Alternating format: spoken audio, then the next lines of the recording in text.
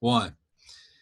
Hey, everybody, this is Joseph here with New Vision, and so excited to just come here again. And we're just bringing you some more videos about ways to just equip you in starting a group and leading a group. And so we are excited about that. And so today I'm so fortunate. I've got Dixie Lovett, who is with our women's ministry, and she is here, and she's going to be just sharing with you just some tips about just some of your first times you are interacting and meeting with a group. And so, Dixie, why don't you just kind of tell us what are some things to just kind of kick off with? What are just some ways that you have found that are beneficial to just starting off your group in the best way? Yes, Joseph, thank you for giving me some time to talk. And I'll tell you, this whole Zoom meeting thing was absolutely new for me, as it was for a lot of us. That's right. And the one thing that I would say, first of all, is not be fearful of like that uncomfortableness, because it is a little awkward at the very beginning. But I just saw all those faces, and if you just see the faces as individuals, and you end up coming together.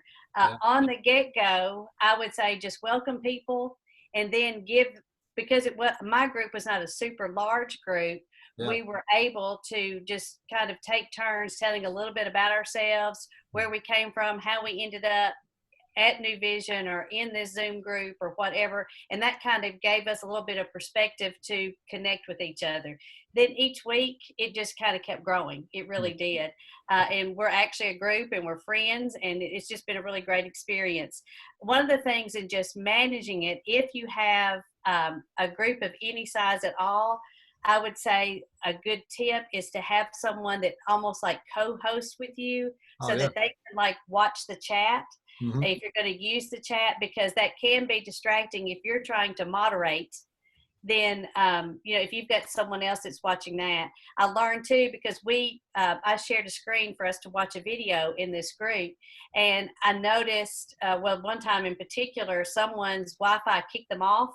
And then when they tried to come back on, I could not do that because I was sharing my screen. So I had to unshare the screen in order to get them back on. So if you've got someone else in the group watching those kinds of things, that just helps you in the whole flow of things. And then I also save the chat each time, because that helps me with follow-up. So a lot of times I'll say, share your email with me, because I might not have it, so we can connect, through the week. And I always save that chat, because that helps me go back and look at it and see if there's anything I need to reach out. I'm telling you, it's just been a really good experience all the way through. Cool. Now, kind of even thinking through, you mentioned this, to me before, like your first week that you were there, you did, kind of just a get to know, right? Mm-hmm. What did you do maybe differently your second week? Or, sometimes after that, to kind of get to know each other a little bit better? Actually, after the first week, we got a little more in our prayer request time. We would learn more about the family. Like I would ask, what is something with your family that we can be praying for? And in doing that, we're learning more about each other as well. And just really, as we started working through the study, we would learn things. As people were coming on to the group, like I'm there and not everybody's on yet, I would just engage conversation, but it would usually be something that I would see in their background.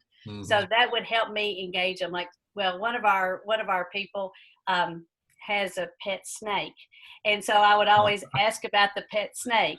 That's a whole other story, but just anything like that just helps you relate to them in the distance, and you just basically see what you see behind me here, Right. what I might see behind you. Like I see your Tennessee football, so I may say, hey, you're a big Tennessee fan.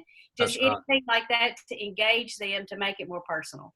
Oh, that's cool. That's really good.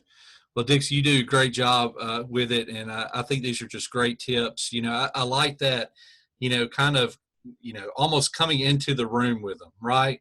Kind of looking at some things and coming into the room with them to just make it more personable, even though it's, we're across screens, all those things. So thank you so much. Yeah. The last thing is, all of these ladies, I did not know. Oh, until that's you saw cool. them on the screen. So it was really a little bit awkward at first, but you can get past all that even though you're on a screen by just some of these tips that I shared. So don't be afraid. Just jump in there and do it. Good, good, Yeah. good.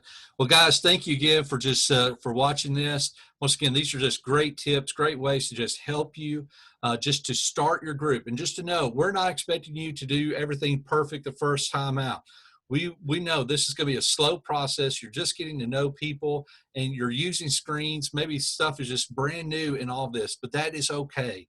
That's why we're here to just provide you just some tips, some best practices, just to help you as you just grow as a group leader. So thank you so much for that. Thank you, Dixie, for your time as well. Okay. Glad to be here. All right. We'll talk to you soon. Have a great day.